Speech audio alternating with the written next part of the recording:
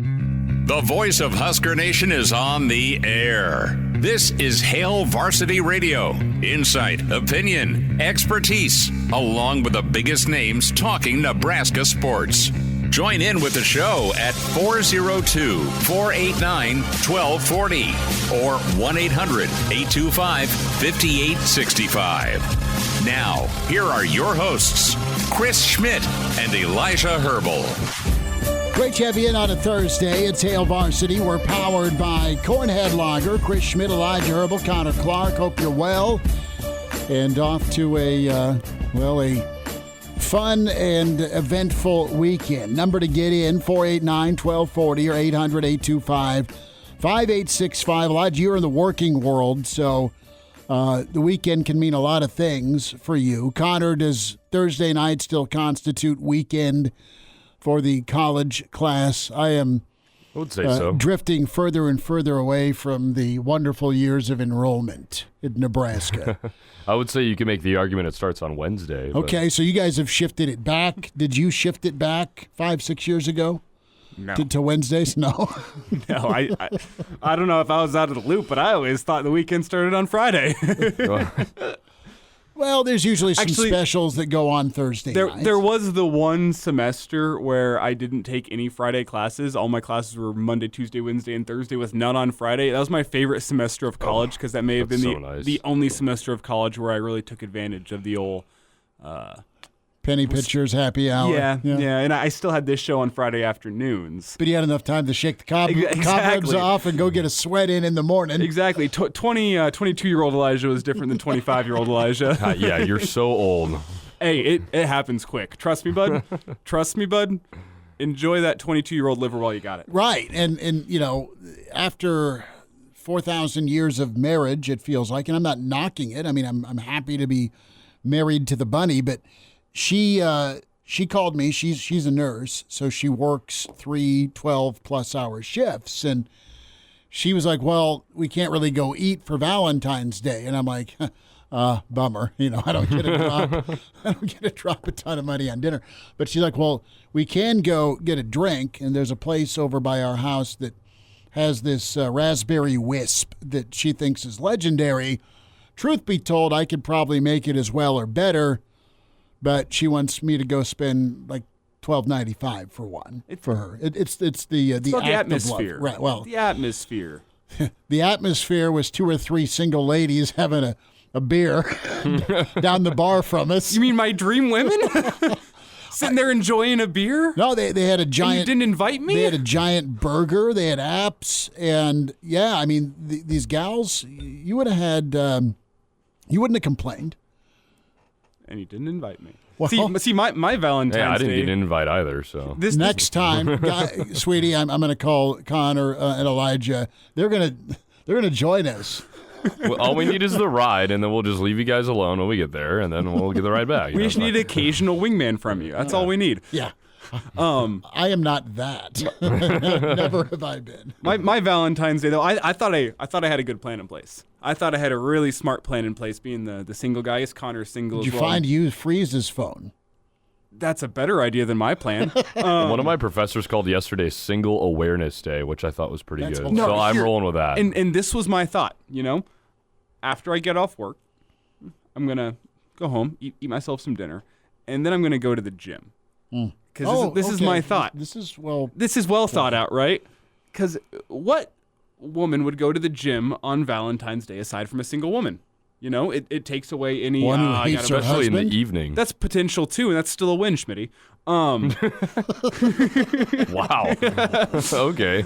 And this plan was well founded. It was really smart until I show up to the gym. All dudes in there. Because dudes in there. You forget.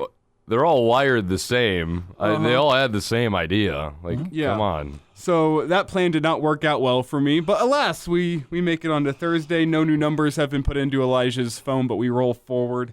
And he's stuck with us. We'll continue to send prayers up there. Everyone said, "Hey, let's go see if there's some gals we can get friendly with, and maybe we go have a drink after work, working out." Yeah, right? No, it didn't happen. So it's not for me. Maybe somebody in there did. But we'll get our roll call going. Brandon Vogel with us from counterread.com. get his take, and he's kind of ran and crunched some of those S&P numbers with Nebraska. Interesting look-see at right now when you look at home field and road games for Nebraska, some of those projected point spreads where Nebraska's favored and underdogged. That win total we hammered pretty good. It's been a blur Tuesday. Yeah, we hammered Tuesday the win total for Nebraska at 7.5. So we'll dive further into that with Brandon Vogel. In hour 2, we'll check in with Gary Barnett, get his take on Nebraska in year 2. That was a theme today with the podcast. Reese Davis and Mr. Pete Thamel had a chance to have their pod drop with Matt Rhule, about 40 minutes. And to give proper credit, it's the College Gameday Podcast. We'll give the free shout-out because we are, getting some great talking points from them. It's good content. We'll shout them out. We'll have some of those excerpts coming up from the College Gameday Podcast. Numbers to get in, again, 489-1240. You can email Chris at hailvarsity.com. You want to watch the show and participate and be a part of it, you're welcome to do it with the Hail Varsity YouTube channel or Hail Varsity Radio, Twitter at HVarsity Radio. So without further ado, just to reset it, if you're new or you want to know what we do to kind of ease into things, we do roll call. We give a starting 5, our shout-out to the first 5 folks in the stream. You have the artist formerly known as KG Kids for Life. He was first. He got in at 3:28 today. Andrew checks in at 2nd. Elijah in at 3rd. And I love his comment. Yeah, to start off. let's get to that comment. Elijah's comment. Let's get rid of the nightmare that is known as Lil Red. I like how 30 minutes before the show, he just comes off the top rope with that. He's absolutely right. Nobody else was talking about Lil Red in the chat. He just comes in at 3:30 and says, you know what? Can you guys help me understand as an out-of-state person? I know I've been at school here for I don't know why years. we have it. No, but why does everybody hate him? This is where I we're still starting. don't understand it. Everybody despises Lil Red. I can't politically correct, in a politically correct way, give you that answer. Okay, I'll wait till after the show. Okay. It's okay. You've got Herbie, and Nebraska fans. Listen, I'm proud. In Nebraska, you either are or have somebody that has rural background. I think Elijah just answered the question for me. Okay. Have you seen him? Yeah, right? Maybe. Yeah, I have, yeah. It's this blow-up doll with his hat backwards. Okay? And as Colin Coward would say, he's a backwards hat kind of guy. Sure, yeah. and he bounces on his head, and the kids love him, and that's fine. If he's there to help younger Husker fans or younger people at Nebraska games become Nebraska fans, so be it. But he just kind of looks dumpy and dorky. Yep. And on top of it strictly looks. Well, I mean, what's he do? I mean, Herbie can at least clap, right? He's got the corn cob. He's had the Abercrombie and Fitch makeover from time to time. That's true. Steve Peterson again. And then you have that. You have the blow-up doll. And if you do your research, there was a concert that Tom Green did at Memorial Stadium. This was late 90s. Tom Green, familiar with him? Yes or no? You see the movie Road Trip? I've heard of him, yeah. Right, but he had a 15 minutes or so comedian / Tom Green show on MTV, and he was kind of the guy in the late 90s, kind of funny, and he came and did a concert that probably ruffled some feathers, and there was an act done to Lil Red. Oh, no.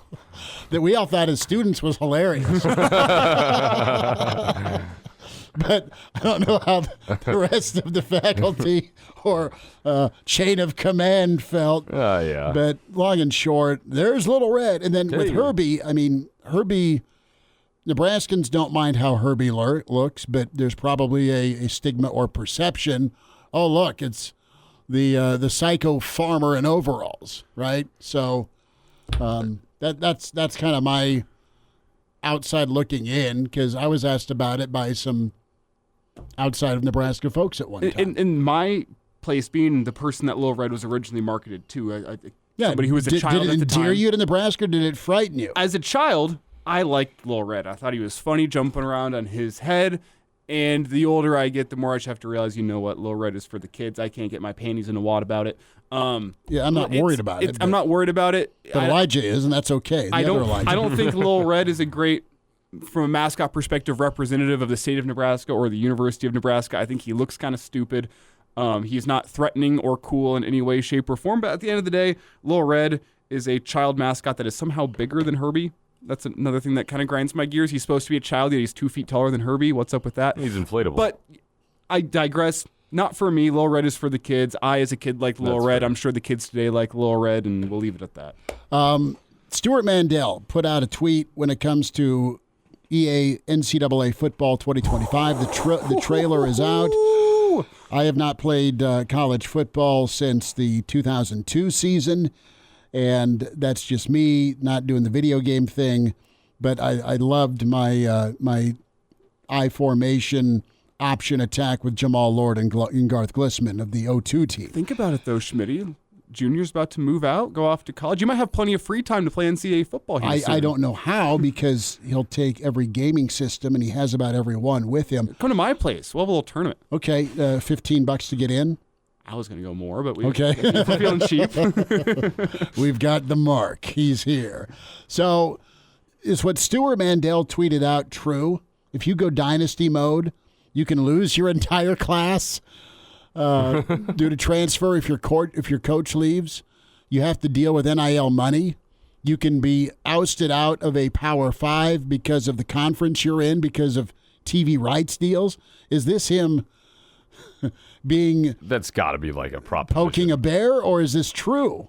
I mean, I'm not sure. I mean, how will the dynasty mode work? Will it be as cutthroat and real as it is today in college football? NIL is going to be a factor in this, and schools will have different NIL resources. I've already planned out my first dynasty mode in the new NCAA football game. I'm going to make fake promises in terms of NIL that I can't keep to get a loaded class in. They're going to play for me for 1 year. Half of them transfer out. I'll make some playing time promises and some national championship promises. So you're just going to lie. Keep. Yeah, it's college football. College football is built on, is it not? You feel like people are gonna some places. You're gonna get that reputation at some point, right? That it's not gonna be all sunshines and rainbows after year 3, because everybody knows that you're not promising anything. I think you go the Rhule route, and you kind of let them know you get what you earn, and here's what we see for you, and you're straightforward. What's the fun in that? Well, it's a lot more fun than having to hustle and figure out we are depleted on 7 different position groups. They all left because we all lied to them.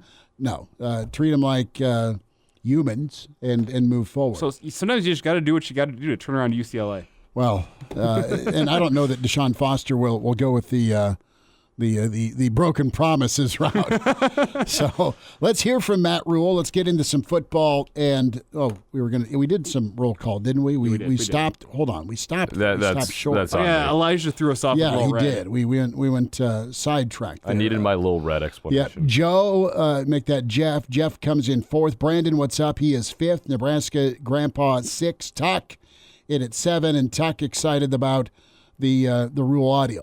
There's so much of this that we won't have time to get all of it in hour 1. We'll have plenty of hour 2. The artist formerly known as KG Kids for Life. I want to play the Bobby Petrino or Hugh Freeze career model. That's hilarious. Or you just keep job hopping and making lots of zeros after your contract. Oh, no, you've crashed your motorcycle. Call administrative assistant. Wait. She's on the back of said motorcycle. Oh, no. Okay, let's get to Rhule. We'll talk with Vogues here in a moment. Year 1 to year 2, that improvement. Reese Davis started off asking Rhule about, what gives you that outlook here. What can you expect here year 1 to year 2? Well, I would say just the fact that, like, when I pull in the building in the morning, everyone knows, kind of what to expect. That first year is so hard, young people, they want to do a good job. You show up, they don't know who you are. They don't, you go out to the workouts, they don't know where to line up, where to stretch. So I would say the familiarity with what we're doing, even though half of our team is probably new. They weren't here this time last year. Just having some veteran guys that know the deal, know what to do. That's probably the biggest improvement. And then, the players have moved into a brand new. I mean, we have a $165 million building that if it's not the best, it's one of the best, and probably is the best. And the guys are in there now. So when they get done, doing mat drills and pulling sleds and all that stuff, they can go recover in state-of-the-art place. Which, to me, I've always felt like if you train them hard, you have to rest them hard. So that is Matt Rhule, and we'll hear from Rhule throughout this show with his College Gameday Podcast appearance today, about 40 minutes with Reese Davis and Pete Thamel. And just to kind of give you an overview here, the transition from what you learned and took from the NFL to Nebraska, the biggest attraction here to being a college coach, because, guys, we've seen things tipped on its ear with head coaches taking lesser roles and still getting paid. That topic is tackled. What makes you a great rebuilder? Matt Rhule will answer that question. Expectations for Dylan Raiola, and also Tony White, and some funny anecdotes with Reese and Rhule about Trev Alberts, because Reese worked with Trev quite a few years at ESPN. Rhule spent time with Trev, of course, and pretty nice to hear that little inside baseball. Brandon Vogel, Counter Read up next. Great to be with you on a Thursday. It's Hail Varsity. We're powered by Cornhead Lager. And now, back to Hail Varsity Radio. Thanks for spending time on a Thursday. It's Hail Varsity. We're powered by Cornhead Lager. Chris Schmidt, Elijah Herbel, Connor Clark. We welcome in Brandon Vogel, Counter Read, counterread.com. And Vogues, how we doing? How's your Thursday? I'm doing pretty well. Thursday's going all right, so no complaints. Connor had a question last segment before we get into S&P and your latest column with Counter Read. Did I misstep, or were you feeling the lack of love as well, being a Nebraskan, and your view on Lil Red? That was kind of our same era when Lil Red got introduced. We had listener Elijah in the stream ask, why is there Lil Red? And Connor kind of had the same question. We had co-host Elijah, who was the target audience of Lil Red back whenever he was released. Not stumped for Lil Red, but kind of explained his thoughts behind I it. tolerate Lil Red because I just don't know. You can't get rid of him. What He's inevitable. Connor's going to put a hit out. He's not Kidding. for you. He's Kidding. not for you guys. It's simple as that. Yeah. What? Or are you not interested, Vogues? The look I'm getting on the stream is just staring through me about Lil Red. No, I've never been the target demo for Lil Red, and therefore I've never. I've also never liked him. Like, he's not cool. Like, I guess maybe if you're a kid, he's fun, or he was fun. And when was he introduced? Like 2003, 2004, somewhere around there. Or was it earlier? It was the Tom Green era, late 90s, I think. Okay, late 90s.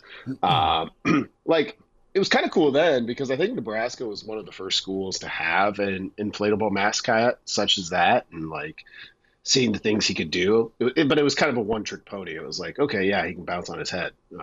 What else? and the what else was kind of nothing. I mean, I would put it this way: like, there are no radio segments, there are no Reddit threads, there are no blogs about how much people love Lil Red, right? Like, I mean, surely those people must be out there because it's still around. But I think the majority opinion on this is Lil Red sucks. And if that's the case, we found our title. Nebraska, I think Nebraska should just steer into that, because the one thing Lil Red is like extremely memeable. So like, just make him a villain and do it yourself. Like, do all this stuff in house. Like, yeah, it goes against kind of the like standard kind of marketing play here. But I think that's the move. Like, make Lil Red an internet phenomenon, but like instead of just the mascot that people are like, yeah, why is he still around? Make him a lovable menace. You know the old cartoon Dennis the Menace. Mm-hmm. Make Lil Red like that. Just give him like little angry eyebrows, and you're done. It's an easy rebrand. Well, I mean, everybody says he's like terrifying, and he has dead eyes. So like, steer into it.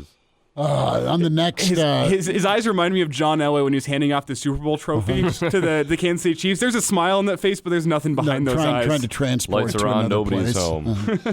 Vogues, let's get into the S&P ratings, and well put, like a box of chocolates you got on Valentine's Day, and Nebraska checks in 39th in the country. I will take that and run, because you can go up versus the other way versus never achieving that number at the end of the season. 10th in the Big Ten, but you kind of put some pen to paper with point totals and spreads and projected favorites or underdog games, and we apply all that into the 7.5 win total out of Vegas, or I should say FanDuel. But what did the S&P tell you, and what do you like about some of these intriguing matchups? Right now, you look at the fact that the lines are, a lot of them are in favor of Nebraska, except, you're underdogged by 22 and you're underdogged by 8.5. Those are the biggest numbers along with +8 at Iowa. I mean, you could make a case here early number-wise that take the overs on that 7.5. Yeah, so so we know from FanDuel at least, like Nebraska's win total was set at 7.5, and one of the things, part of the reason I look forward to rankings like this is you can take these numbers and come up with a point spread, and then you can look up how often does a 7.5 point home favorite actually win, and see that it's 70% of the time or whatever it is, and create some win probabilities from that. So when you do that for all of these games, which I did in today's newsletter on counterread.com, Nebraska pencils out to 7.3 wins, which if you're rounding that up to the nearest half, which is where Vegas is going to put any number, you're at 7.5. So do you take the over on that? To your question there, Schmitty, I personally would. But it's a close call. I think having the point spreads allows you to see, and again, it's February. This is a statistical model, but statistical models, they're proven out over years. Like if it's a bad model, like it'll get washed out if it's just not accurate. And so you see that, and we can look at Nebraska's schedule and run down the teams that it faces and be like, oh yeah, this is pretty good start to the year. I don't think, unless I'm missing one off the top of my head, I don't think they're an underdog until they face Ohio State after the first bye week, which that's a big deal. Because that's what, game 7, game 8, game 7, I think, game 8. So that's kind of the lay of the land. And when you look at, Nebraska's at 7.3 wins by SP Plus, 7.5 by FanDuel. What that really means is like probably about 2/3 of the time, it's going to be between 6 and 8 wins. So if you ask Husker fans today, hey, 6 and 6, would you sign up for it? I think most probably would, based on where Nebraska's been at. My question though, Brandon, is with the S&P, the big wild card I see in this is Dylan Rhule. I don't think the model can account for a guy that's never played a snap of college football before. And there's two sides you could take on that. One being this is a better quarterback based on recruiting rankings than Nebraska's really ever had in the modern era. Could that lead to more wins? The other side being, well, it's a true freshman quarterback, which could potentially lead to some issues with true freshman type mistakes, things like that. Wouldn't Rhule playing the most important position on the field be a wild card, maybe a wrench to throw into the S&P Plus? Yeah, he definitely is. And I mean, and he's accounted for in these ratings only by like his talent level. Like he's a 5-star, and they know that Nebraska got a 5-star in this class in the same way that they know the rating of all of those players. So it's a tiny fraction of what goes into them. That said, I kind of go back to something I've said previously. I look at Nebraska's quarterback play overall in 2023 and be like, there's not a lot of room for it to be worse. So even if Dylan Rhule as a true freshman, even a very highly touted one, is Nebraska's day one starter and plays all 12 regular season games, it would be I'd be surprised, I guess, if that was the thing that caused Nebraska to go under. And really the upside there, I think, just because the level of QB play overall was relatively low in 2023, is probably the thing that is most likely to make it go over. Like, if he's better than average, then that's not being accounted for either, I guess. It's always a two-way street with these things. How much in these, kind of metric things are, I guess in this case for Nebraska, coach retention? Because obviously we've seen Tony White's name get thrown around a decent chunk, and he hasn't left. So, I mean, how much does that get thrown in there, if any? And obviously in real life, it matters a lot. Yeah, I don't think at all in the case of Tony White. So there's another thing that, depending on which way you think it could go, is something not being accounted for Nebraska, but also for every other team. I know when there's a head coaching change, I think there's a slight kind of regression tweak put in there on coaches, meaning if a team's been bad and it fired its coach because it's been bad, the statistical way to handle that is be like, well, they'll probably get better. If you're Alabama and you had Nick Saban, regardless of what you feel about Kalen DeBoer or anybody else, you also regress that to the mean and maybe knock them off a little bit. But I don't think that happens at the assistant level. So really the way that's, and it's independent of Tony White, but the way that kind of works its way in is returning production, which is, basically a third of these rankings. And in that regard, so not only does Nebraska bring back a bunch of production, on both sides, but particularly on defense, they have the same head coach. So it's kind of an adjustment you have to make looking at any of these teams based on the knowledge that you yourself have. Brandon, before we get out of here, I want to turn our attention. You have one more, Schmitty? Go for it. I was going to say, Vogues, can we carry you over? Because I've got another question, and we're going to let Elijah jump in. Are you good with that? Yep. Go first. By all means. I just wanted to sneak in the turning point games. I mean, you've got 4 of them listed. Is there one you think's the most important? Colorado, at Purdue, UCLA, Wisconsin. I mean, it's probably Wisconsin, which is the latest of those 4 that I chose. And what I chose there were games where Nebraska's maybe a favorite, maybe it's a slight underdog. I think it was a slight underdog to Wisconsin, where it's like, these are where seasons turn. This is what gets you from 6-6 to 8-4, or something better than that even. And that Wisconsin game in late November, it's Nebraska's only home game in the final 3. That's key. The other one, and it comes up real quick, is the Colorado game. Mm-hmm. And Colorado's a really tough team. We saw this last year. We kind of knew it was going to be the case. I think it's again the case. Hard to project just with how they approach things. They're approaching things in like full scale. This is the new school college football. We do this because we can do it. And kind of the models that are out there are built on, the previous decade where you couldn't flip a roster entirely. And I think we saw that play out early for Colorado last year. So that one's a really big one, I think, early on for the Huskers. Brandon Vogel with us from Count Read, counterread.com. Vogues, hang tight. We'll wrap up with you here in a little bit. Got to get your quick thoughts on Husker baseball. Yeah, next segment we'll continue that with Vogues. So Vogues will hang out in his football office. I want to remind you about your friends at Dyer Law. And if you have that that injury accident, Dyer Law there for you. They're not only renowned in Omaha, but around the state. If you've been hurt in a personal injury accident, you can count on Dyer Law to give you that help you need. 402-393-7529.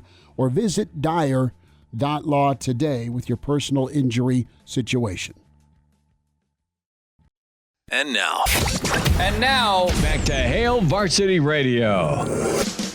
We'll have plenty from Matt Rhule next hour and his sit-down with the College Gameday Podcast. Reese Davis, Pete Thamel, some interesting insights we'll get to, and we'll hear from Rhule. Brandon Vogel joins us to wrap up. We have a little overtime here with Vogues from Counter Read, counterread.com. Yeah, and Brandon, we got to go to Husker baseball. Get your thoughts on the opening weekend for the Huskers. Schmidt and myself sat down with Jabba in that episode of the Triple Play podcast. A little free shout out to our own work. I just dropped earlier today. If you want to get a full breakdown from Jabba and us of this year for Husker baseball, we want to get from Jabba, mostly from Jabba. Jabba had some really good insight. So again, check that out. That's the Triple Play podcast with Hurrdat Sports. But Brandon, I want to get your thoughts on the upcoming weekend for Husker baseball after what was, I think, pretty universally considered a disappointing last year for Will Bolt and the crew. What are you looking for from them in opening weekend? It's a tough slate of games down in Dallas.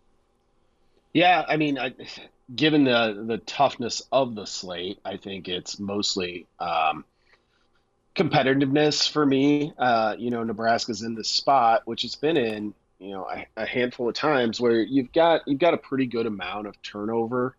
You're in these early tournaments, you're trying to figure out like what your pitching rotation looks like. You've got your 1, 2, 3 starters penciled in, but what's the bullpen look like? The Big Ten preseason poll came out this week with the Huskers 5th.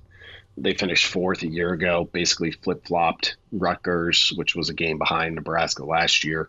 They were 4th in these preseason polls, and they were only, the Big Ten does this annoying weird thing of we're not gonna release a first team, second team. We're just gonna note players to note.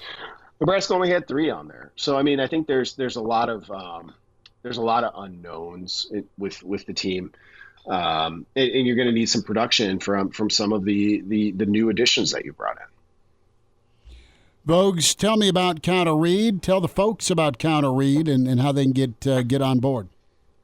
Yeah, it's twice weekly newsletter from myself and Aaron Sorensen. We spent a good portion of the first segment talking about SP Plus. That was kind of the conclusion of my very early off-season quadrilogy. Is that the word? Quadrilogy? Yes, I don't know. I like it.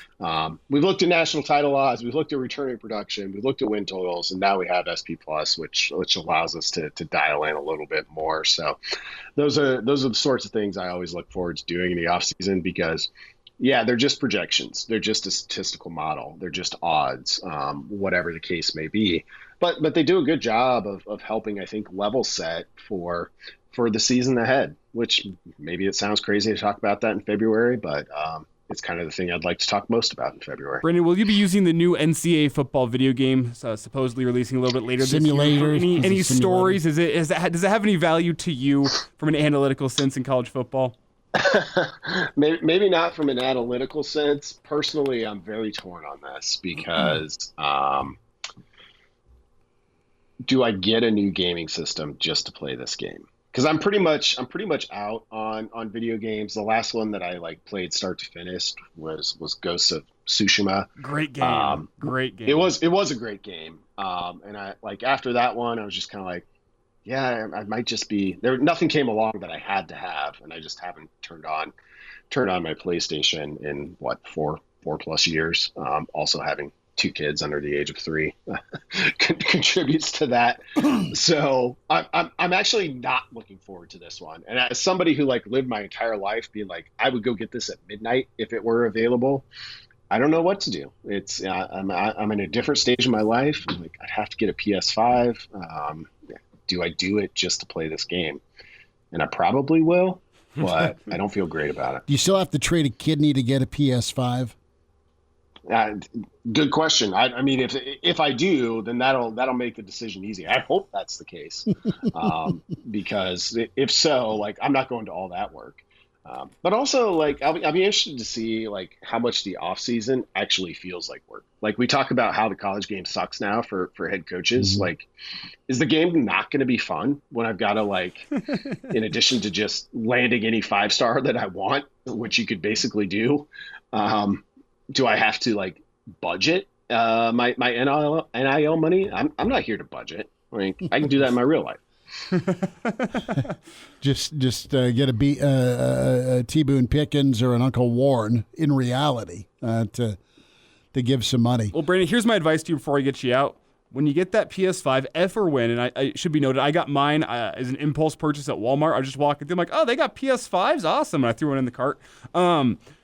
Just buy it for your kids for Christmas, knowing that they're probably not old enough to get the full usage out of it. So you buy it for them for Christmas, but it's really a gift for yourself. You're just passing it off, you know? Like, oh, I bought it for my kids, but it's not. It's for you. How would Mama like that? Guess what I got the kids? That's also TBD. And like, if I'm going to play the game, I'm not going to be able to wait till Christmas. My daughter turns 1 in mid-June. So if I'm going to do it, I'll be like, here you go. Here's a PS5 for your first birthday. Don't worry about it. In about a month, you'll never see me. That's so good. Vogue, you take care. We'll talk Saturday. Thanks so much.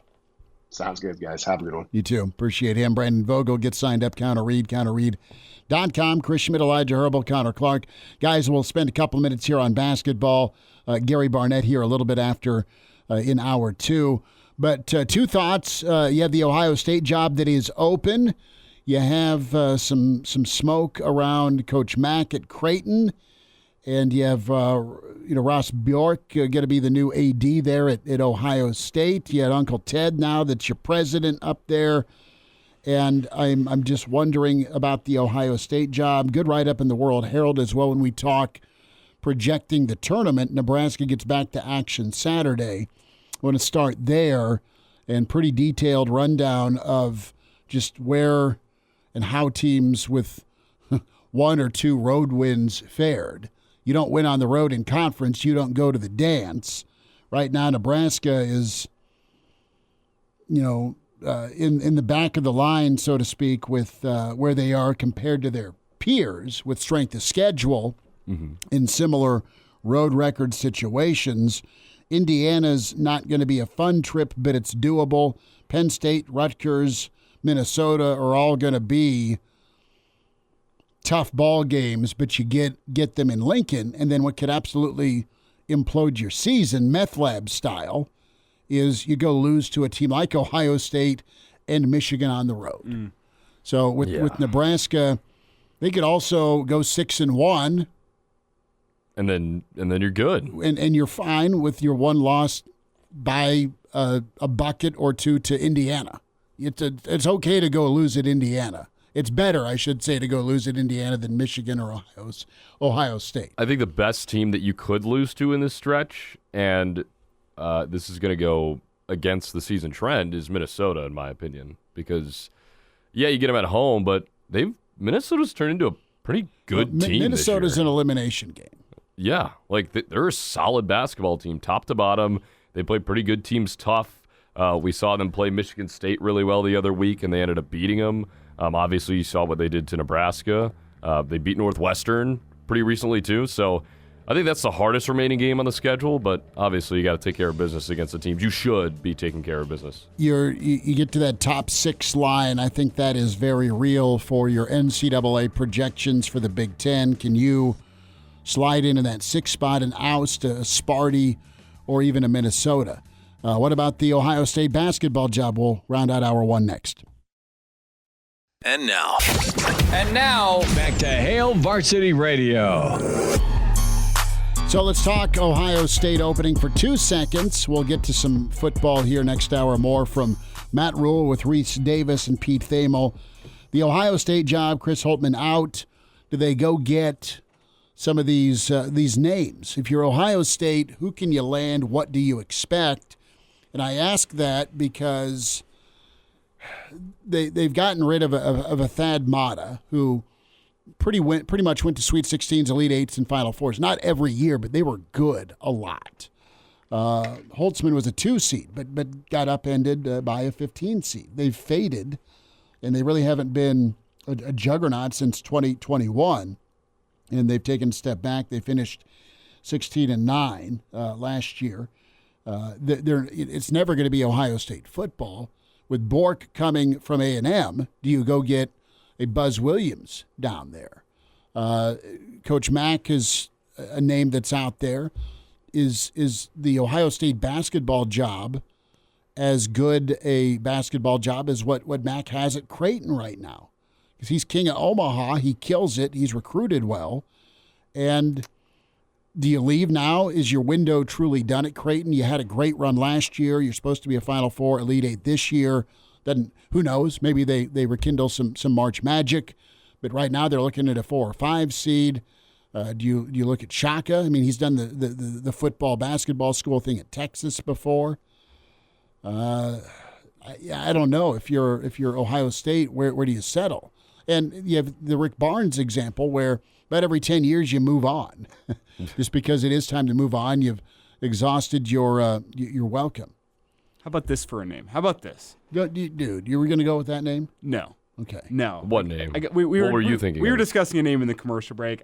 I personally think Tim Miles deserves another chance at Power 5 basketball. And if he does well at San Jose State, he'll get another shot. And he's done well. He did well for his first 2 years. He's had a bit of a rebuilding year this year. But another name I'll throw out there, Josh Schertz. You guys know who this is? Tell me. Indiana State's head coach. Yeah, he's been thrown around a lot. That's a really interesting name. He worked his way up from Division II, finally got a chance at Indiana State.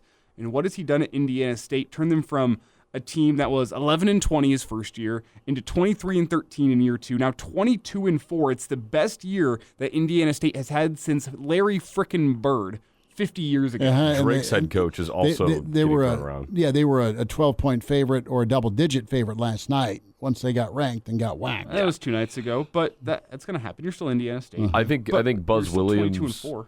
Buzz Williams is a good name.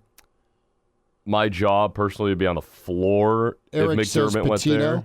Patino's really Patino is not an little interesting Patino, name. but big Patino. He loves New York too much. I was gonna say Little Patino. Little Patino, he's already been in the Big Ten. Yeah, but I mean, Little Patino probably had the most punchable face in the Big Ten. If I'm Ohio State, and this is just one of my favorite guys, so it's a little personal bias here, but if Craig Smith keeps trucking at Utah, he's won everywhere he's been, and he was really important to Nebraska. I saw an article that brought up Chris Collins' name, and I'm like, what? Absolutely not. For Ohio State, no way. Can these guys at the smaller programs jump to the level and recruit to the level you're expected to recruit at? We're talking 4- and 5-star dudes. I mean, Chris Collins is that program at Northwestern. I know. That's why I don't think he would leave. Phil Jackson. Phil, do you want to come out of retirement? That's from KG Kids for Life. What a suggestion. Well done. Off the top rope there, but just something to chew on. Gary Barnett will kick off hour 2. We'll hear more from Matt Rhule and his sit-down with Reese Davis. It's Hail Varsity. The voice of Husker Nation is on the air. This is Hail Varsity Radio. Insight, opinion, expertise, along with the biggest names talking Nebraska sports. Join in with the show at 402-489-1240 or 1-800-825-5865. Now, here are your hosts, Chris Schmidt and Elijah Herbel. Back into it. It's hour 2. It's Hail Varsity. We're powered by Cornhead Lager, Hall of Fame coach with the Buffs, and, of course, Northwestern. Gary Barnett back with us. Coach, is it time for spring ball yet? Is it time? Is it time? No, not yet. I need some time off between Super Bowl and spring ball. So, and, when you're coaching, this is a research and development time. And you want your kids to get bigger and stronger and create your teamwork in there in the off season. And then you want your coaches to go visit or bring people in to visit about some little things that you'd like to change or look at, make some decisions on. So to me, it was always a fun time, one, to go see other coaches in other places and see how they do things. And then to bring guys in to talk about what they're doing. And especially if, it's just you get better as a coach during this period of time than any other time. And so I always look forward to that. And just a little time away from everything. No, that's about right. A little breathing room. And want to get your take on the Super Bowl. You were right on it. Can't bet against Mahomes.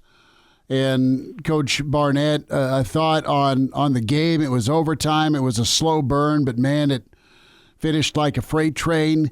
Your thoughts on the game? I thought it was just a really heck of a football game, Chris. It's offense, defense, and special teams. You kick 3 field goals over 52 yards, and you play great defense, you make some great plays on offense. It's the way it's supposed to be. It's the way the two best teams should play. It should be a game just like that, and that's what we got. And, fans of offense wanted more offense, and I understand that, but the game itself is all three areas. And usually the team that's playing the best on defense is the team that in the end ends up winning games. And, Kansas, both teams played great. It's hard to say which one was really better on defense, except basically Kansas City made one more play with their offense. And, they forced in the overtime period, they forced San Francisco to kick a field goal. So that was great defense. So it couldn't have been a more balanced game between players, more balanced game between the concepts of what football is about. And, it's just a great atmosphere. And I thought it was just a super game. And like you said, Mahomes pulls it out. I mean, he does with his feet. And while he's not real fast, you just got to be mobile enough to get yourself out of trouble and to make a first down. It's about first downs. And I think that's what we lose sight of sometimes is offense is about getting first downs. Defense is about preventing first downs. It's not about 100-yard runs or 80-yard runs. It's about getting or preventing first downs because that's what ultimately wins games. Just keep moving them chains, right? I mean, it's yep. What it is. Have you had much talk with Eric Bieniemy and his time, not just only with Andy Reid, but the Chiefs' offense? I mean, they've. I know Eric's not there anymore, and I know Hill is gone. So they've evolved. They've gone from we can outscore you to a little ball control last year to, okay, we're a work in progress, but we still got the best guy there is at quarterback and the best tight end there is, and they made plays. Just what from an identity standpoint / versatility, the vision is with this offense. Has there been any chats you've had with Eric Bieniemy about it?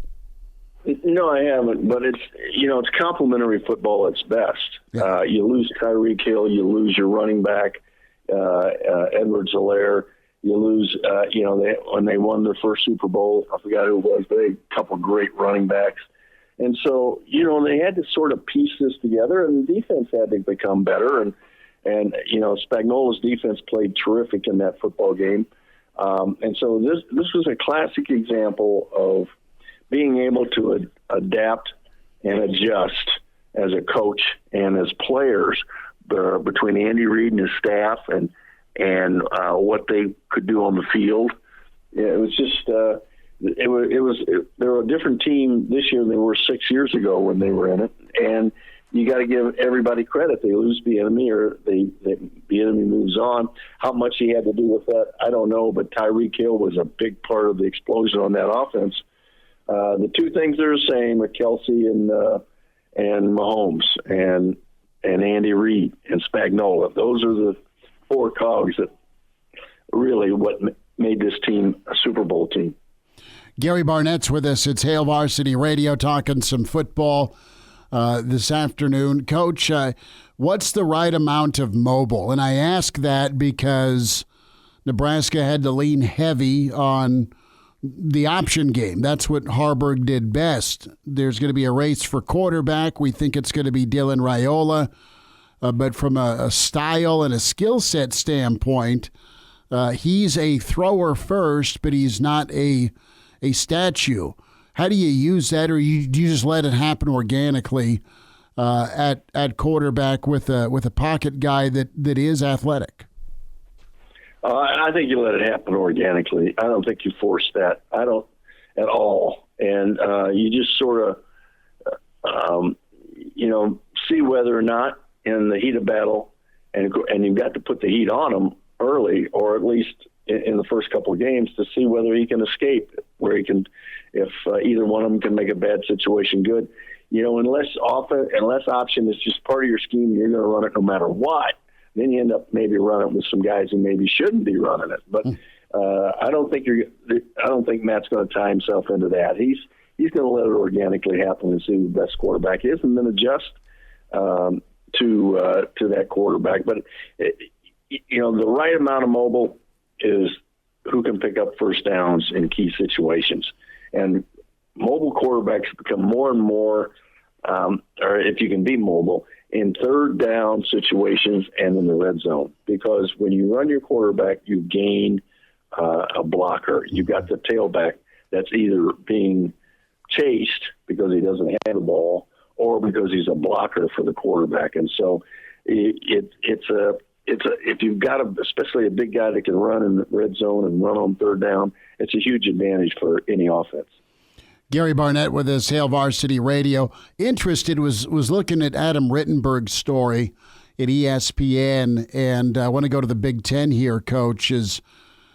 Coach, you have Tony Petitti that's taken the reins. You've got the extension for the playoff with ESPN. But as you move forward, what would be the balancing act, Coach Barnett, for the Big Ten, where you want meaningful games, and you're going to have a bunch of helmet games you want to play in, you want to watch, you want to coach in, but you also have to still have some of your big dogs be able to qualify and not run them through the ringer. Do you think the Big Ten's going to be smart or overly aggressive with these properties they now have? When we can see an Oregon, Michigan, or a Nebraska, USC, or pick some of the helmets that everyone knows. Well, first of all, you got to pick the properties. Which properties are the ones, and you got to pick it right. The other thing is there's two parts of the season, Chris. There's the early part of the season, the first 7 or 8 weeks, where people want to see good games. We're worried about the season. It's more important than we need the record. To me, it seems like if you could put more of those helmet games in the early part, and then the second part of that season is about getting to the playoffs. So the more teams that you can have playing not each other, but important but not critical games in the second half of that season, then you get to build up and the ability to maybe create more teams that are playoff eligible or playoff ready. So if there's a way in which you can put those teams playing each other early, because you can survive an early loss, and the fact that later on people are thinking about who's going to get in the playoffs rather than what the whole season looks like. So a way in which you play those helmet games, as you said, early in the season, first 6, 7, 8 weeks, everybody's into the season, and then the last 4 weeks, everybody's into who's going to go to the playoffs. So, and then have Big Ten games that maybe aren't necessarily helmet games. That's not possible with Ohio State and Michigan. And, maybe you build in 2 games like that. But that's what I would see with it. Did it tick you off, or were you like, bring it on the way you would end? It always seemed like it was kind of a merry-go-round with Colorado, Oklahoma, Nebraska in a triangular, and then there's or sneak in an A&M or a Texas, and then boom, here's your Big 12 championship game. Did you like going from a Nebraska to a Big 12 championship game, or the way it was stacked, did it seem too heavy of a lift? Chris, I just like getting to that game. I just, what, it didn't make any difference at that point. You knew what you had to deal with. You dealt with it, and you either made it or you didn't. And, we didn't worry about all that stuff. We just, you just hoped you were healthy at that point. Not if you weren't healthy, you tried to make up for it with your coaching, your play calling defensively and offensively. And you don't really have that choice anyway. If you don't take every game seriously one at a time, then you're not in that position. So, that was somebody else's issue. We just played them as they unfolded, and didn't try not to look ahead at anybody. In fact, I only would have one game on our schedule board in our meeting room. I wouldn't have any other games other than the team we were playing. Gary Barnett. Nobody could look ahead. No, I totally get it. You just look at it from afar, and you're like, wow, that's a stretch. So let's talk UCLA and Deshaun Foster, Chip Kelly to Ohio State. We haven't chatted about this yet, but the right move with Foster or the necessary move from a roster standpoint? Oh, I would think so. I would think with everything that's happening out there, and you see the hiring of Deion Sanders and what it's done, and he still has to produce, but at least the excitement around him being hired. Now, Deshaun Foster is not Deion Sanders, but it's close and close enough. And so no matter who you're going to hire at this time of year, it's going to be a crapshoot. And I saw an article, was he a safe hire? Probably a safe hire, but also, if you'd spent some time really looking, you might still hire Deshaun Foster. So we'll see. You can never tell on these hires, but I think, it checks off all the boxes. And I think that's right now, with all this happening at this time of year, that's important. With Chip, are you surprised? I mean, was this just a peace of mind move for him? Take a pay cut, go coach quarterbacks, and quit dealing with the CEO part of coaching now from a handshaking and recruiting standpoint? I think, Chip really never did like that anyway. Chip was just a ball coach, and that's why he went in the NFL, so he wouldn't have to do it. And then he ended up going to UCLA and finding a pretty good niche. But if you're a play caller, you want to be a play caller. Yeah. And, Ryan played for him, I think, Ryan Day. Yeah. And so, why not get away from all that stuff? He doesn't need the money. He just wants to coach ball. And that's so hard to do now.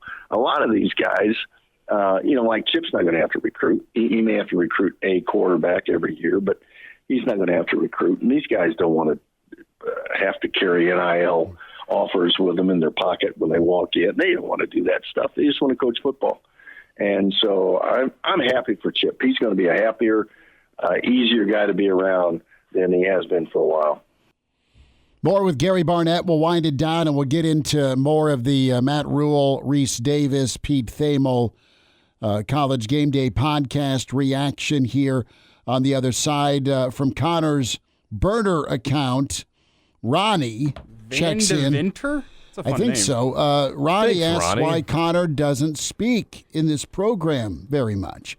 You do. There's just certain spots you pick and don't. choose my You moments. do. We'll have more Connor tomorrow probably, and more Connor next segment, just because of how heavy basketball is tomorrow, and we'll all have some reaction to what Matt Rhule has to say with Reese Davis. Plenty to get into with expectations for Dylan Raiola from Coach Rhule. He was asked that question, and also the rebuild portion here. So a little bit more from Gary Barnett, though. Loved his take, and this kind of goes in with Adam Rittenberg's story on the college football playoff management. As commissioner, your job is to manage your conference's exposure, get as much dollars as you can, but also don't piranha-size your own league because of a brutal stretch. That's a juggling act to make sure you have Michigan, Ohio State at the end of the season that the world wants to watch. Alabama, Auburn is a reality, but you can't cut your knees off. Mm-hmm. So I loved what Barney said about schedule some of those big dog games early, and you can survive a loss like that if you do fall. More with Coach Barnett, thoughts from Rhule and Reese Davis. Up next at Hail Varsity, we're powered by Cornhead Lager. And now, back to Hail Varsity Radio. Gary Barnett, Coach, we'll get you out on this. Thanks for the time today. But to Nebraska, what do you like about Nebraska's window of opportunity here for a second year? And I ask this because you've got, and you lead the Big Ten in returning production, okay? You have your quarterback options. It's not often a five-star talent finds our way to a team that's not been to a bowl since 2016, and you kept Tony White. So is it important for this second year to to be a bit of a breakthrough with all that you have, because you may not have a Tony White next year? I don't think you think about it very much. I think you just go to work and you fix what needs to be fixed, and that's what you concentrate on. You don't look at that great big picture at this point in time. You want to find a way. Right now, you want to win enough games to get to a bowl game, and that's what you're after right now. You just, whatever it takes, day to day, as you look at it, what do you have to do to get there? And then if you get beyond that, so be it. But at this, you don't try to take 4 steps in 1 year. Sure. You try to take 1 step, and then you try to take another one. And I think that's what best serves coaches at this point in time. Any golf this weekend? Well, yeah. Well, how much are you doing? A couple rounds? I mean, that arrest total, trespassing, and the fact that beer sales were shut off at the Waste Management left the golf world shuddering, Coach. Well, I didn't go down there, so that's not my problem. But well, I don't know how many days you're talking about on the weekend. You're talking about Friday, Saturday, Sunday. Are you running 3 in a row? Yeah. Oh, yeah. It's not hard. It's golf. It's not football. You don't chase anything. Nobody hits you. So no, it's probably get 3 days in. Are you going to do a shirtless snow angel in the sand? No. You don't want to see that. Sir, we need you to leave. Okay, Coach, you have a good weekend. Enjoy the golf, and thanks for a few minutes today. All right, Chris. Great being with you. Thanks. Good stuff from Coach Barty. Appreciate his thoughts. Some topics we got into and talked a little bit about that window of opportunity. It's a lot of Nebraska fans' minds. You also have the quarterback question. More on this Reese Davis podcast as he caught up with Coach Rhule. That dropped today, him and Pete Thamel, the College Gameday Podcast. We had a little teaser for you in hour 1 about improvement from Nebraska from year 1 to year 2. I think this will serve Coach Rhule well in the new NIL era. And guys, we'll jump back into this pod, an excerpt here on what Rhule took from the NFL to Nebraska. Well, I think very simply just the, football to me usually comes down to player acquisition, player development, player retention, which used to in football just mean scholarship. Now it means NIL and all those things. I think I got sort of a crash course in it in my time in the NFL. So, as you're sitting there and young people have the ability to kind of really now with multiple transfers hit free agency every year, I just feel like I have a better perspective on it. I'm not emotional about it. Like, there'd be a player who's, going to free agency with us or unhappy with their contract, and I could let them, deal with the GM, whether it was Marty Herney or Scott Fitter, and just say, hey, whenever you get back, I'm ready to coach you in football again. And probably didn't have that ability before I went through that. So I think that that's really helped me. And, as I kind of said to you at the time, like, my time in the NFL was so unique in that it was COVID. You're a college coach. They don't really know who you are. Then it's COVID. You never really got a chance to build relationships. And really in my last year, I felt like I tried to, make up for lost time and tried to really connect with some guys and I feel like I did and still have a lot of those connections. And so as I came back here, I wanted to do the same thing. And, we get to the end of the season and 3 guys that have probably draftable grades decide to come back and play another year. No one really goes into the portal. Looking to cash in. I think it started with, just really spending time with everybody and instead of just doing stuff, explaining what I'm doing and just, taking time to be pretty intentional. So pretty much a good blueprint there of Matt Rhule, fellas. And do you feel like that is a real difference for Nebraska where, and I know Damon said this to us last Friday, where guys just don't want to leave. They like their teammates, they like their coaches, they like the direction of the program. That's all well and good, but above all, it's authentic. Well, it's kind of seems to be Matt Rhule's specialty. It's reality. Well, it's especially it's reality, and it's what makes him so well positioned for the modern era of college football, and that, yeah, you do have to go re-recruit your roster every single year and make sure those guys don't leave. But the simplest way to do that, instead of doing it with words, and as we kind of talked about, empty NIL promises, my strategy for NCAA Football 25, the empty NIL promises, the empty winning promises. It's not about that. It's about creating a team and an environment that guys don't want to leave, because you can go look around the country, but at the end of the day, Nebraska is going to be the best place for you to advance your career on the football field, off the football field, about building that environment that, as opposed to, every single year a new money offer comes in and you're going to the place that's the highest bidder. You create a place here that might not be the highest bidder every single year, but we'll take care of you, and we'll make sure that you understand that this is going to be the best place for you to advance your career, whether it be in football or something else. Do you want to get paid or do you want to play football? Exactly. Both. Yeah, both. Yeah. But what's going to get me prepared to get paid at the next level? And eventually that question needs to be answered. We'll skip down here with Matt Rhule, and he was asked what makes you such a great rebuilder. They highlighted Temple, they highlighted Baylor. Why take on a blue blood like Nebraska? First of all, I appreciate you saying that. Second of all, I hope I live up to that here.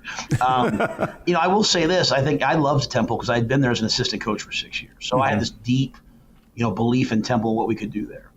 As you said, I'm the son of a minister and a football coach. So going to Baylor, and to me, rebuilding Baylor was if we just got it back to its stated purpose. Like, there's nothing worse than a Christian university that you almost kind of like look at like sarcastically, because of what's happening there. So, the football was the bonus there. But I was, as you said, kind of felt called and on sort of a mission to be there. To me, I love college football, and I'm historically love college football. So to come to Nebraska and, help Nebraska retain its rightful place in football makes total sense.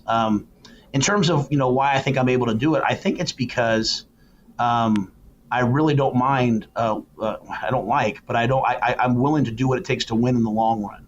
And that's probably hurt me a lot in the NFL because I probably wasn't enough, hey, let's win right now. I was probably like, hey, let's build this for 4 or 5 years, and then didn't end up getting that time. But, when I went to Temple, when I went to Baylor, it was about, hey, let's pay the price now for success down the line. And, even Reese at Baylor, when things would come up and, we'd be in a meeting talking and, people would talk about the optics. And I would always say, like, let's let history write our story. Let's not worry what people are writing right now about what we're doing.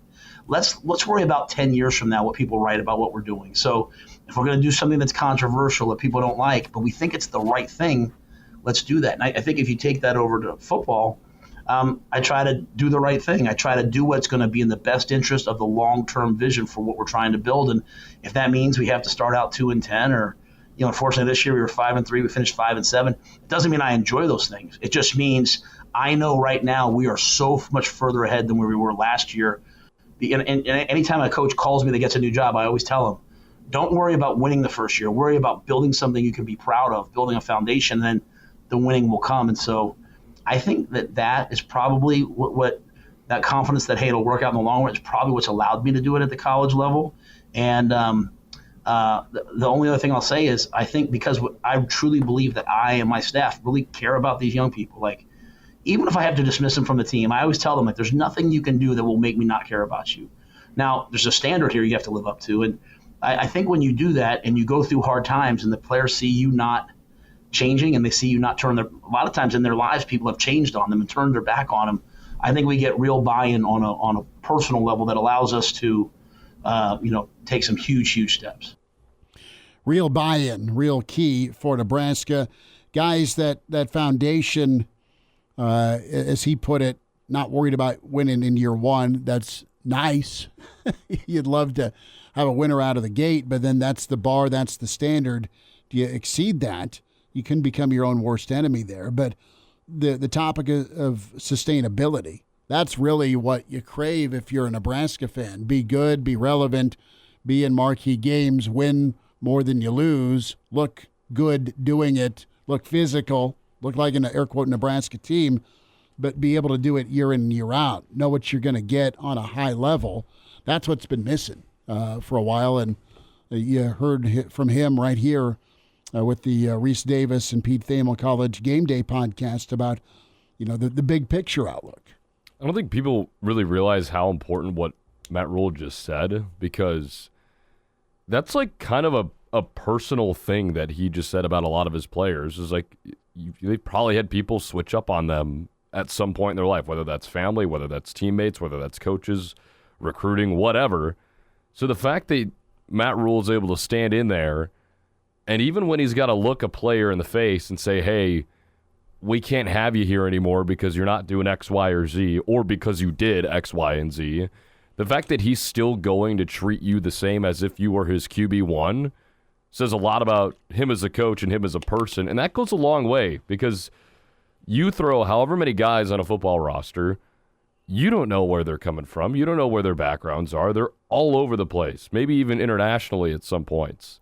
So the fact that you're able to be their head coach, almost kind of be like I don't want to say a father figure, but, that trusted authority figure that they're playing under, that's not going to change on you. I think that goes a really long way. And that's all outside the lines. It's all outside of X's and O's, but it plays a huge role in success when you're trying to rebuild a program like this. Well, really fast, just to kind of piggyback on that, if you could pick one word that describes the first year and change of Matt Rhule's tenure at Nebraska, I think the first word that comes to mind for me is authenticity. Mm-hmm. And it's been a buzzword that we hit. It's a word that Damon hit last week whenever we hit him on the show. It's a word that has been hit by players up in press conferences, by members of the coaching staff. That's the first word that comes to mind. I think, what has Matt Rhule brought to Nebraska through the first 15 months on the job? Authenticity, I think, is right at the top of that list. He's real. Right. And to be honest, if you're a guy that is going to try and go play for him for 4 or 5 years, and you can trust him off the field, not even with football stuff, just life and being real and being authentic and not BSing me, well, maybe he knows what he's doing for football, right? Just the normal day-to-day. And does an authentic culture, authenticity lead to wins? No, but is it a step in the right direction? Yes. Guess what? It certainly help. It leads to kids staying here that you can develop. Which might be the most important thing to lead to wins. Which leads to wins. In college football. Thoughts on Raiola, thoughts on Nebraska, and where they're at in this rebuild. And now, back to Hail Varsity Radio. Back with you. It's Hail Varsity. We're powered by Cornhead Lager, Chris Schmidt, Elijah Herbel, Connor Clark, and can find the show on the different podcast platforms, Spotify, iTunes, Google Play. Give Elijah a follow on Twitter at Herbal Essence. Connor Clark on Twitter at C_Clark_27. Chris Schmidt at Schmidt_radio. Can watch the show, Hail Varsity YouTube channel, and the Hail Varsity Radio Twitter feed at HVarsity Radio. Brandon checks in when it comes to Rhule, or recapping a little bit of his podcast appearance with Reese Davis and Pete Thamel of ESPN. Every Nebraskan can feel the realness when we talk about that vibe and those actions, Matt Rhule, and he's been asked about it. And more from Brandon here that I'd like to get your guys' thoughts on. The word that he would use to describe the start of the Matt Rhule tenure is progress. Mm-hmm. And I'm not sure I'm willing to go there just yet, because I don't think the progress has necessarily been tangible. I've seen tangible. I've seen tangible, and I've seen it through physical play. We saw it through the defense. But on the field, they looked physical and tough. Is there truly progress, though, if there isn't a tangible win-loss record that gets improved upon via that progress? I understand where you're coming from. I just don't want to be here. Give me more than 5 and 7. Yes, exactly. It's the month of November for me that kind of diminishes the word progress. Mm-hmm. Because if that goes differently, then great. Mm-hmm. I think that's accurate. I don't think it's entirely inaccurate. I agree with what you said, Schmitty, about the defense. You got consistency on that side of the ball. You score more than 13 points a game. Right. You're 2-2 at worst in November. Yeah, if November goes differently, I think that's an accurate word. But you went over, and you were 60 minutes away from being in a postseason, and you went over. So I can say I think there has been progress. I just don't think that's the word I would use to describe the first 14 months, because you still ended up going 5 and 7. I agree. You went and pulled in a 5-star recruit, which you haven't done. That feels like progress. The way the defense played last year feels like progress. But I think progress is a word that has to have some backing to it. It can't just be feelings. And I think I feel like there has been progress that's been made during Matt Rhule's time. Show me. But it's a show me case, because I think I would have said the same on the first 12 months of Scott Frost's tenure. Look at the different recruits he's pulling. He's going to different He's going to different areas. He's going to the areas of the country, Florida, that the top schools in the country are going and trying to pull recruits out of. But the progress never came in terms of on-the-field results. The offense looked different, that's for sure. The offense felt like there was progress being made there, but it never showed itself in terms of wins and losses. So I'm going to save saying progress until I see some results on the field, because that's the be-all, end-all in progress. The run game, the physicality, the defense was all progress, and how they practice is a giant step of progress to me. And you guys aren't wrong with the win-loss. It's all about wins for me, right? If you're a fan, I get it. But there's also, to me, about how you get to those wins, and Nebraska is more prone to be on the right side of it moving forward with how they go about their business. Good email from Kent. He said Rhule's game management was abysmal, cost him 2 wins last year. That's not progress. And Kent, interesting point and statement from you, because Rhule addressed that here in the podcast sit down with Reese and Pete, ESPN College Gameday. So what are 2 or 3 things that you're poised to do here in year 2? Why will you be better? Why will you jump in year 2? Let's hear that. Oh, I apologize. Give me 1 second. What Sure. cut is that? I don't have them numbered. Let's look here.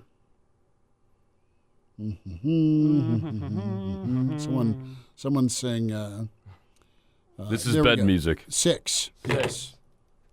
Well, definitely our strength. I mean, like, I was on the road for those 3 weeks we mentioned. I came back on a Friday morning and walked out, and I was like, damn, we have a good looking team. We're not a big fat team. The only fat guys are the coaches on our like, we're like a big, yoked up, strong, competitive team. We have a lot of seniors, a lot of guys who've been through it. The one thing when you come to the University of Nebraska, like the players, like there's half of our team that like were born and raised on this. I say like all of our guys are Huskers, but some of our guys are corn Huskers, man. Like they grew up on this, and so they have a deep passion. There's a mission from them to be part of the class that turned it around. And so I would say just our overall strength and just sort of our resolve of having an older group, those 2 things really helped. I did a really bad job early in the year last year, like our first 2 games at Minnesota, at Colorado. And when you kind of get into the NFL, the guys are so mature, you get a little bit lulled into like, there's not many stadiums in the NFL that are like just so overwhelming. There's a couple, don't get me wrong. But a lot of times, it's not. And going to Minnesota, it's the first game of the year, and they do a gold out. Like, I've never heard of a team doing like a uniform thing in the crowd for a college game, but the crowd noise affected us. Then we went to Colorado. It was low. I think we're much more prepared this year for the big moments. But I'll say, Pete, like we knew we were going to have a pretty good defense last year. We were young on offense. I think we caught up offensively, talent-wise this year. So we'll still be young. It comes down to players. I saw Michigan had 18 guys go to get invited to the combine. And if you want to know how good of a team we have, you usually can just look at how many guys go to the combine. And so Michigan had a pretty good team, obviously. So we'll get there, and we're headed that way, I think. So Rhule addressed Kent's email. It's like Kent knew. But to be honest, they needed to be better in some areas. He owned that, and he likes kind of where they're headed from a physicality and a look standpoint. But yeah, that's the key, fellas, too, is being prepared in those tight situations. Let's sneak in the mental approach here. And Reese asks Rhule about, all right, dude, it's a lot of close losses. How do you deal with that? What does it take? I mean, the confidence there, because if you look back this past season, you guys had a number of one-possession losses, and certainly the previous tenure, it was well documented, the difficulty Nebraska had getting over the hump in games. How do you approach that from a mental standpoint with your team, that when the time comes, do they expect to win? Do they believe they can make the play to win? It's really funny. It's the number one job I have to do, right? And I said this. I had a radio thing yesterday. I said this, so forgive me for repeating it, but I really believe this. Like when we had those close losses, and it's 5 games by either a field goal or an overtime. we had those close losses, many on the last drive. For me, it was like painful. I love those kids that were seniors. I wanted them to win, but I was like, man, we're so close. We'll get a little bit better. We'll train harder. We'll chase those 3 points, and then we'll come back next year and we'll win a lot of close losses will become close wins, and then eventually close wins become big wins. So for me, it's like this unbelievably positive. Look how close we are in year 1. For a lot of people here, it's like 5 or 6 years of that. Well, I wasn't here for those 5 or 6 years, so I don't feel that. I don't think that. I won't speak that into existence. But that's kind of become the narrative. And my thing is, just like when you win a championship, you don't carry that over to the next year, neither does losing. Mm-hmm. I do understand, though, that a lot of our guys, when they get into the moment, man, they're thinking about what if this happens, instead of actually focusing on what is actually happening. And that's the fun part as a coach. When you have good players that you believe in, helping give them the gift of belief, give them the gift of confidence. We can't make people confident by saying, you're a great player, it'll always work out. Sometimes it doesn't work out. But I can hopefully train them and coach them and put them in enough situations to inoculate them to when they get to the moment.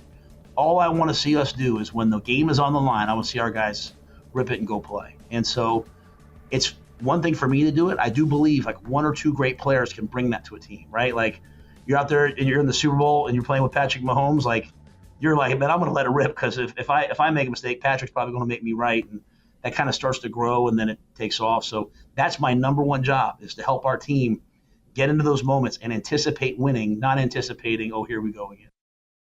And now, back to Hail Varsity Radio. One final time, we'll have some more comments from Matt Rhule tomorrow with his podcast on the College Gameday Pod. Chris Schmidt, Elijah Herbel, Connor Clark. It's Hail Varsity. Connor Clark. Listen, Ted emails in when we talk about a word for Rhule, or the word that comes to mind about Nebraska.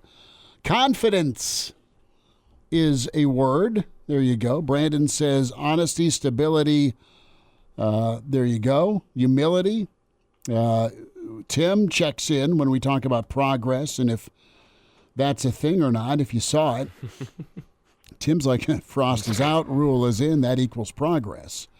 This kind of stems from email in from Kent about Nebraska and just the management. You heard Rhule touch on how bad he was his first 2 games. His words, he said, I did a bad job in this podcast, my first couple of road games, Boulder and Minneapolis. 489-1240 to get in, 489-1240. Big thanks to Brandon Vogel from Counter Reed. Can check out his work and the podcast as well with Hail Varsity.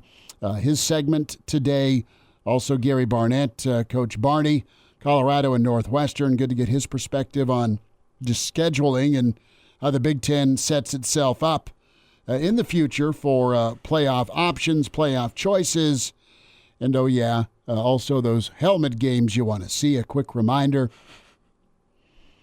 Is there a stream comment? Yeah. Yeah, there is. Is it from Crew, maybe? It's Crew's in Cabo, right? Yeah, this most recent one is not. Apparently, you said earlier they're going whale watching. Oh, no.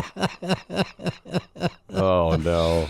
Connor, Elijah, Crew has a whole different... I don't even think we can... This ties this episode together back to kind of what we were talking about in hour 1. Yeah, it does a little bit. Hey, write the joke at home. Imagine you're going whale watching. What joke would you go for at home? Read in between the lines. Right. That is the joke. That do some investigative journalism. Meanwhile, buckle up. Your friends at NDOT say to do it. Use your seatbelt. It saves lives. It prevents injuries only if properly worn. Make it click. This message from the NDOT Highway Safety Office. I imagine Crew has to buckle in when he's about to go whale watching. Oh, that's good. Crew, you just survived Mexico. If you need bail money or you're going to be on locked up abroad, tell us and we'll watch. What are you guys doing tonight? Anything? We'll watch. I got schoolwork to do, unfortunately, but probably pretty chill. Go to the gym and see if I can have better results.